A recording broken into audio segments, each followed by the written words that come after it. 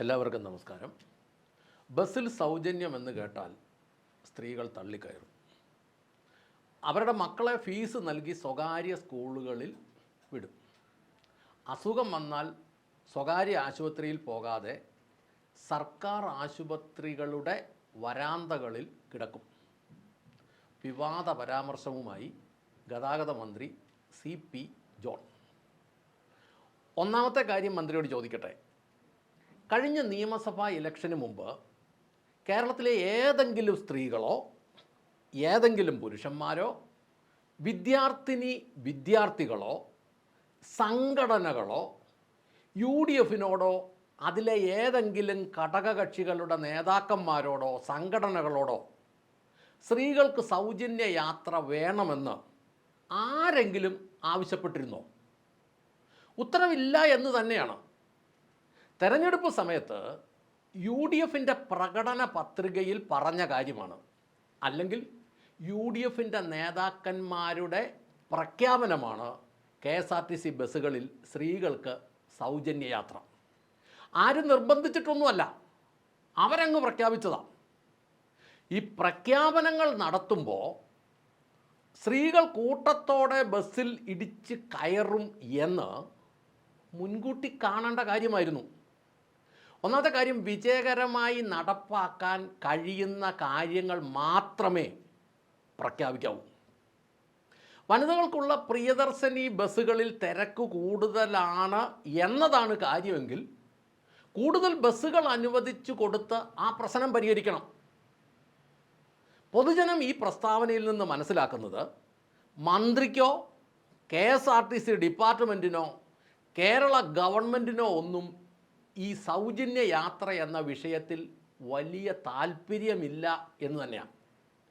നടത്താൻ പ്രയാസമുള്ള കാര്യങ്ങൾ പ്രഖ്യാപിച്ചിട്ട് പിന്നീട് കൊതിക്കറിവ് പറയുന്നതിൽ വലിയ കാര്യമില്ല എന്ന് മന്ത്രി മനസ്സിലാക്കിയാൽ മതിയാവും. ഇനി രണ്ടാമത്തെ കാര്യം, മക്കളെ ഫീസ് നൽകി സ്വകാര്യ സ്കൂളുകളിൽ വിടുന്നു. KSRTCയിൽ സൗജന്യ യാത്രയ്ക്ക് പോകുന്ന സ്ത്രീകളിൽ ഭൂരിപക്ഷവും സാധാരണക്കാരും ആണെന്നാണല്ലോ വെപ്പ്. ഇലക്ഷന് ശേഷം മന്ത്രി പറഞ്ഞത് അങ്ങനെയാണല്ലോ. കടകളിലൊക്കെ നിൽക്കുന്ന സ്ത്രീകൾക്ക് മാസം 1000 രൂപയൊക്കെ ലാഭിക്കാൻ കഴിയുമെന്ന് അന്ന് വലിയ ഗമേൽ പ്രഖ്യാപിച്ചതിൻ്റെ വീഡിയോ സോഷ്യൽ മീഡിയയിൽ ഇപ്പം ധാരാളം കിടപ്പുണ്ടല്ലോ.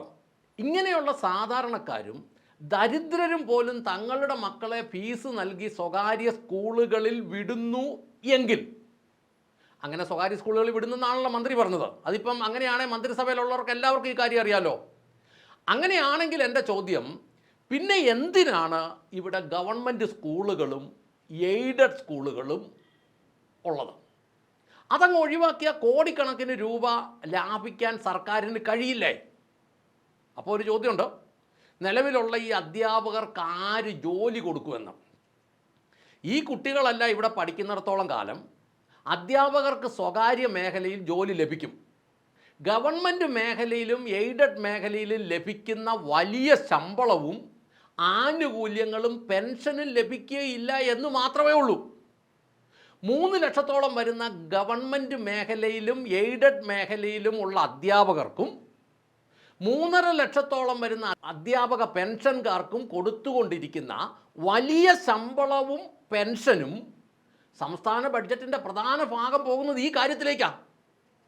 സാധാരണക്കാരും ദരിദ്രരും പോലും തങ്ങളുടെ മക്കളെ ഫീസ് കൊടുത്ത് സ്വകാര്യ സ്കൂളുകളിൽ വിടുന്നു എന്ന യാഥാർത്ഥ്യം മന്ത്രി അംഗീകരിച്ച സ്ഥിതിയിൽ ധൈര്യമുണ്ടെങ്കിൽ ഞാൻ ഈ പറഞ്ഞ മേഖലയിൽ ചെലവ് കുറയ്ക്കാനുള്ള നടപടികൾ സ്വീകരിക്കണം. 3.5 ലക്ഷത്തിൽ താഴെ കുട്ടികളാണ് ഒരു വർഷം ഇപ്പോൾ കേരളത്തിൽ ജനിക്കുന്നത്. മന്ത്രി പറയുന്നതനുസരിച്ച് സാധാരണക്കാരും ദരിദ്രരും പോലും അവരുടെ മക്കളെ ഫീസ് കൊടുത്ത് ഇംഗ്ലീഷ് മീഡിയം സ്കൂളുകളിൽ പഠിപ്പിക്കുന്നു. അങ്ങനെയാണെങ്കിൽ ബാലൻസ് വരുന്ന ചെറിയൊരു ശതമാനം കുട്ടികൾ മാത്രമാണ് ഈ സർക്കാർ എയ്ഡഡ് മേഖലയിലെ സ്കൂളുകളിൽ പഠിക്കുന്നത്. അതിനുവേണ്ടി മാത്രം സംസ്ഥാന സർക്കാർ എന്തിന് ഇത്രയും വലിയ തുക ശമ്പളവും പെൻഷനും ആനുകൂല്യങ്ങളുമായി ചെലവാക്കണം? ഈ വർഷം ഗവൺമെൻറ് അങ്ങ് പ്രഖ്യാപിക്കുക, അടുത്ത വർഷം തൊട്ട് LP സ്കൂൾ ഇല്ല, ഗവൺമെൻറ് തലത്തിലും എയ്ഡഡ് മേഖലയിലും.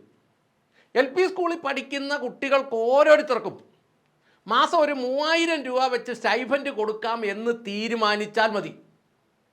ഈ വിദ്യാഭ്യാസവും ആരോഗ്യവും മൗലിക അവകാശമായതിനാൽ ഈ 3.5 ലക്ഷം കുട്ടികൾക്കും സ്റ്റൈഫൻഡായിട്ട് 3000 വെച്ച് മാസം കൊടുത്താൽ പോലും ഏതാണ്ട് ഈ LP സ്കൂളിൽ പഠിക്കുന്ന 3.5 ലക്ഷം കുട്ടികൾക്കും കൂടെ വർഷത്തിൽ 1000 കോടി രൂപ മതി സ്റ്റൈഫൻഡായിട്ട് കൊടുക്കാൻ. അടുത്ത വർഷം സർക്കാർ പ്രഖ്യാപിക്കണം, പിന്നെ മുന്നോട്ട് വരുന്ന സമയത്ത് UP സ്കൂള് നിർത്തുകയാണ്. അത് കഴിഞ്ഞ് പിന്നെ സർക്കാർ പ്രഖ്യാപിക്കണം ഹൈസ്കൂള് നിർത്താൻ പോകുകയാണ്. അത് ഗവൺമെൻറ് മേഖലയിലും എയ്ഡഡ് മേഖലയിലും. അതിനടുത്ത വർഷം സർക്കാർ പ്രഖ്യാപിക്കണം +1 +2 നിർത്താൻ പോവുകയാണ്. എന്നിട്ട് അതിനനുസരിച്ച് കുട്ടികൾക്ക് അങ്ങ് സ്റ്റൈഫൻഡ് കൊടുത്താൽ മതി. ഇപ്പോൾ തന്നെ ഭൂരിപക്ഷം പേരും അവരുടെ മക്കളെ പഠിപ്പിക്കുന്നത് ഫീസ് കൊടുത്താം എന്ന് പറഞ്ഞാൽ സ്വകാര്യ ഇംഗ്ലീഷ് മീഡിയം സ്കൂളുകളിലാണ്. ആ കുട്ടികളുടെ മാതാപിതാക്കൾ കൂടെ കൊടുക്കുന്ന നികുതി പണം എടുത്ത് ഇത്രയും വലിയൊരു വിഭാഗം അധ്യാപകരെയും അധ്യാപക പെൻഷൻകാരെയും തീറ്റിപ്പോറ്റേണ്ട ഒരു കാര്യവുമില്ല എന്ന് മന്ത്രിയെ ഓർമ്മിപ്പിക്കട്ടെ. പെൻഷൻ ഒരു മിനിമം തുകയിലേക്ക് സീൽ ചെയ്തിട്ട് ശമ്പളക്കാർക്ക് VRS പ്രഖ്യാപിച്ച് അത് നടപ്പാക്കി ചെലവ് കുറയ്ക്കാൻ കഴിയണം. ശക്തമായ നടപടികൾ എടുക്കാതെ സംസ്ഥാന ഗവൺമെൻറ്റിന് മുന്നോട്ട് പോകാൻ കഴിയില്ല എന്ന് ഇനിയെങ്കിലും നിങ്ങൾ മനസ്സിലാക്കണം. ഈ പിണറായി തള്ളിയതുപോലെ 10 വർഷം മുന്നോട്ട് തള്ളുകയാണ് എങ്കിൽ ഇന്നത്തെ 7 ലക്ഷം കോടി 5 വർഷം കൂടുമ്പോൾ ഒരു 4 ലക്ഷം കോടി വീതവും കൂടെ വർദ്ധിക്കുക മാത്രമേ ചെയ്യുള്ളൂ. ഈ KSRTCയിലെ സൗജന്യ യാത്ര പോലെയുള്ള ഓളൻ പദ്ധതികളും കൂടെ മുന്നോട്ട് കൊണ്ടുപോവുകയാണെങ്കിൽ 4 ലക്ഷം കോടി എന്നത് 5 ലക്ഷം കോടി 5 വർഷം കൂടുമ്പോൾ ആകും. അങ്ങോട്ട് കൂടിക്കൊണ്ടിരിക്കും, വർദ്ധിക്കുകയും ചെയ്യും.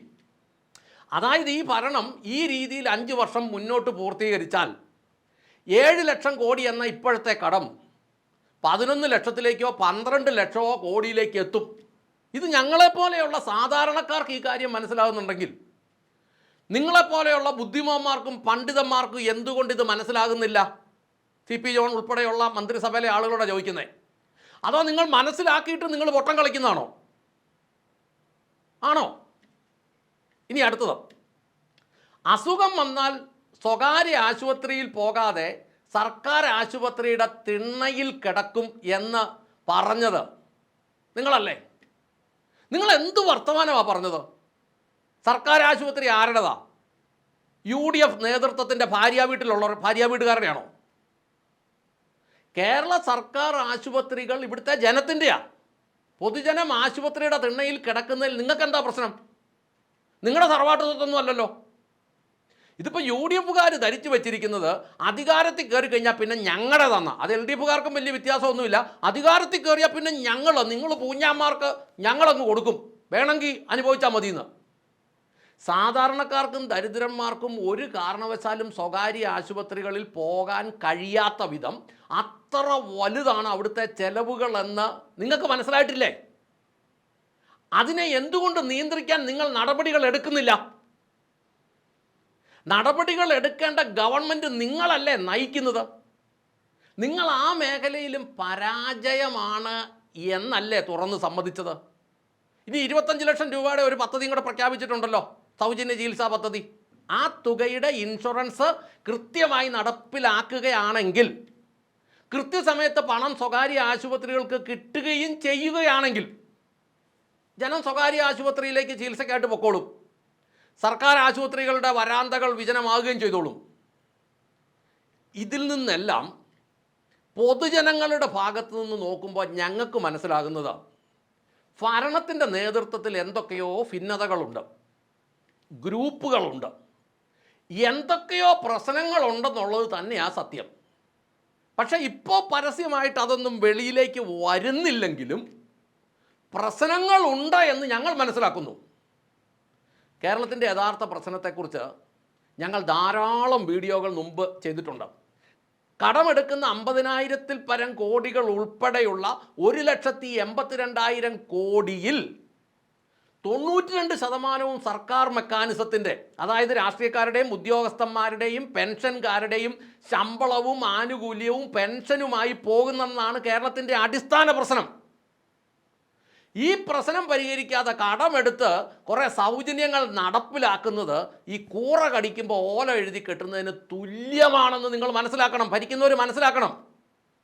സൗജന്യങ്ങൾ കിട്ടിയാൽ ജനം വാങ്ങും എന്നതുപോലെ തന്നെ സംസ്ഥാനത്തിൻ്റെ യഥാർത്ഥ പ്രശ്നങ്ങൾ ജനത്തോട് തുറന്നു പറഞ്ഞാൽ നല്ലൊരു വിഭാഗം ജനത്തിനും കാര്യങ്ങൾ മനസ്സിലാകും. അങ്ങനെ ജനത്തെ കാര്യങ്ങൾ പറഞ്ഞു മനസ്സിലാക്കി മുമ്പോട്ട് ദീർഘവീക്ഷണത്തോടെ കാര്യങ്ങൾ ചെയ്യുകയാണ് യഥാർത്ഥത്തിൽ നിങ്ങൾ ചെയ്യേണ്ടത്. സംസ്ഥാനത്തിൻ്റെ ചെലവുകൾ കുറച്ചും സകല മേഖലയിലും വരുമാനം വർദ്ധിപ്പിക്കുകയും ചെയ്യാൻ ഉതകുന്ന നടപടികൾ എടുത്ത് നടപ്പാക്കിയും നിയമ സംവിധാനത്തിൽ അതിനെന്തെങ്കിലും പോരായ്മയുണ്ടെങ്കിൽ അതിന് ഭേദഗതി ചെയ്യുകയും നിയമങ്ങളും ചട്ടങ്ങളും ലളിതമാക്കി കൊടുക്കുകയും കാര്യങ്ങൾ സുഗമമാക്കി കൊടുക്കുകയും ചെയ്യണം. അതൊക്കെയാണ് ഒരു യഥാർത്ഥ ഗവൺമെൻറ്റിൻ്റെ ഉത്തരവാദിത്തങ്ങൾ. അതിനാണ് ഗവൺമെൻറ്റും MLA-മാരും ഉദ്യോഗസ്ഥന്മാരും. അല്ലാതെ വിവാദങ്ങൾ വിളിച്ചു പറയാനും ഉണ്ടാക്കാനും ഒന്നുമല്ല ഈ MLA-മാരെ വെച്ചിരിക്കുന്നത്. ഇപ്പോൾ കണ്ടില്ലേ, പല MLA-മാരും ദുരന്ത സ്ഥലങ്ങളിൽ കാര്യങ്ങൾ കോർഡിനേറ്റ് ചെയ്യേണ്ട സ്ഥാനത്ത് ലൈഫ് ജാക്കറ്റും ഒക്കെ ഇട്ട് വെള്ളത്തിൽ കൂടെ തുഴഞ്ഞു നടക്കുന്നത്. അവരുടെ ഉത്തരവാദിത്വം എന്താണെന്ന് പോലും അവർക്ക് മനസ്സിലാകുന്നില്ല. ഇപ്പോൾ ഒരു ഉദാഹരണം പറഞ്ഞാൽ, പൊതുജനാരോഗ്യത്തിന് ദൂഷ്യമായ ഒരു സെപ്റ്റിക് ടാങ്ക് നിറഞ്ഞ് പൊട്ടി ഒഴുകുന്നു എങ്കിൽ ഒരു സ്ഥലത്ത് അത് ചെയ്യിക്കേണ്ട ആളുകളെ വിളിപ്പിച്ച് അത് കോർഡിനേറ്റ് ചെയ്ത് ചെയ്യിപ്പിക്കുക എന്നത് ഒരു MLA-യുടെ ഉത്തരവാദിത്തമെന്ന് പറയാം. അല്ലാതെ ആ സെപ്റ്റിക് ടാങ്കിലോട്ട് വന്നു, ഇന്നോവ കാറയിൽ ഇങ്ങോട്ട് വന്നു, ചാടി അതിനകത്തോട്ട് ഇറങ്ങി അതിനകത്ത് കിടക്കുന്നതെല്ലാം കൂടെ വാരുക എന്നതൊരു MLA-യുടെ ഉത്തരവാദിത്തമല്ല. അതുപോലെ തന്നെ പ്രളയത്തിലും ദുരന്തങ്ങളിലും മണ്ഡലത്തിലെ മുഴുവൻ കാര്യങ്ങൾ ഏകോപിപ്പിച്ച് നടപ്പാക്കുക എന്നത് ഉത്തരവാദിത്തം. അങ്ങനെ ചെയ്യുന്നവരെയാണ് കാര്യപ്രാപ്തി ഉള്ളവരെന്ന് പറയുന്നത്. കാര്യം ഇതെല്ലാം സോഷ്യൽ മീഡിയ പ്രൊമോഷന് വേണ്ടി ആണെങ്കിലും പല പ്രൊമോഷനുകളും കാണുമ്പോൾ ജനത്തിന് ബഹുമാനത്തേക്കാൾ കൂടുതൽ സഹതാപമാണ് തോന്നുന്നത് എന്ന് യുവ MLA-മാരിൽ പലരെയും ഓർമ്മിപ്പിക്കട്ടെ. അതുകൊണ്ട് ഗതാഗത മന്ത്രി CP ജോണിനോട് പറയട്ടെ, സൗജന്യങ്ങൾ പ്രഖ്യാപിച്ചാൽ ജനം ഇടിച്ചു കയറും. അത് മനസ്സിലാക്കിക്കൊണ്ട് മേലിലെങ്കിലും പ്രഖ്യാപനങ്ങൾ നടത്താവൂ. KSRTC-യിൽ സൗജന്യ യാത്ര നടത്തിയാലും മക്കളെ എവിടെ പഠിപ്പിക്കണം എന്ന് തീരുമാനിക്കുന്നത് മാതാപിതാക്കളുടെ സൗകര്യത്തിൽപ്പെട്ട കാര്യമാണ്. അത് നിങ്ങൾ മനസ്സിലാക്കണം. ഇവിടുത്തെ സ്വകാര്യ ആശുപത്രികളുടെ കഴുത്തറപ്പൻ നയത്തെ നിയന്ത്രിക്കാൻ ഒരു ഗവൺമെൻറ് ഇവിടെ ഇല്ലാത്തിടത്തോളം കാലം പൊതുജനങ്ങൾ സർക്കാർ ആശുപത്രിയുടെ വരാന്തകളിൽ കിടക്കുകയും കിടന്നിട്ടും നിർവാഹമില്ലാതെ വന്നാൽ മരിച്ചു പോവുകയും ചെയ്യും. ഇപ്പം തന്നെ അനേകർ തീരുമാനം എടുത്തിട്ടുണ്ട്, മാരക രോഗങ്ങൾ വന്നാൽ വലിയ തുക മുടക്കുള്ള ചികിത്സകൾ ചെയ്യണ്ട എന്ന്. മാരക രോഗങ്ങൾക്ക് കാരണമാകുന്ന ഭക്ഷ്യവസ്തുക്കളിലെ വിഷങ്ങൾ അതുപോലെ നിയന്ത്രിക്കാൻ നിങ്ങൾക്ക് നേരമില്ലല്ലോ. മറ്റ് സംസ്ഥാനങ്ങളിൽ നിന്ന് വരുന്ന ഭക്ഷ്യവസ്തുക്കളിൽ എത്രത്തോളം കീടനാശിനികളും മാരക വിഷങ്ങളും അടങ്ങിയിട്ടുണ്ടെന്ന് പരിശോധിക്കാനുള്ള സംവിധാനം പോലും നിലവിലില്ലല്ലോ. ജനങ്ങൾക്ക് സുരക്ഷിതമായ ഒരു ഭക്ഷ്യ സംവിധാനം പോലും നടപ്പാക്കാൻ നിങ്ങൾക്കായിട്ടില്ലല്ലോ. ഇതൊന്നും നടപ്പാക്കാൻ കഴിയാത്ത നിങ്ങൾ, ഏറ്റവും പ്രാഥമിക ആവശ്യങ്ങളിൽ പോലും ശക്തമായ ചുവടുകൾ വെക്കാൻ കഴിയാത്ത നിങ്ങൾ ഇങ്ങനത്തെ കാര്യങ്ങൾ വിളിച്ചു പറയുമ്പോൾ നിങ്ങളുടെ ഉള്ള വില കൂടെ ജനമനസ്സുകളിൽ ഇല്ലെന്നാകുകയാണെന്ന് നിങ്ങൾ മനസ്സിലാക്കണം. കാരണം കേരളത്തിൻ്റെ അടിസ്ഥാന പ്രശ്നങ്ങൾ എന്താണെന്ന് ഇവിടുത്തെ ഭൂരിപക്ഷം ആളുകൾക്കും അറിയാം. ആരിത് പരിഹരിക്കുമെന്നുള്ളതാണ് പൊതുജനം ഉറ്റുനോക്കുന്നത്. കഴിഞ്ഞ 10 വർഷം കൊണ്ട് LDF അത് പരിഹരിച്ചില്ല എന്ന് മാത്രമല്ല, ഉണ്ടായിരുന്നതും കൂടെ നശിപ്പിക്കുകയും ചെയ്തു. അപ്പോൾ പൊതുജനം നിങ്ങളെ മൃഗീയ ഭൂരിപക്ഷം തന്ന് ഭരണം ഏൽപ്പിച്ചു. നിങ്ങളും LDF-കാരെ പോലെ തന്നെയാണ് എങ്കിൽ നിങ്ങളെയും പൊതുജനം ഒഴിവാക്കും എന്ന് മന്ത്രിയെയും പരിവാരങ്ങളെയും ഓർമ്മിപ്പിച്ചുകൊണ്ട് നിർത്തട്ടെ. നന്ദി, നമസ്കാരം.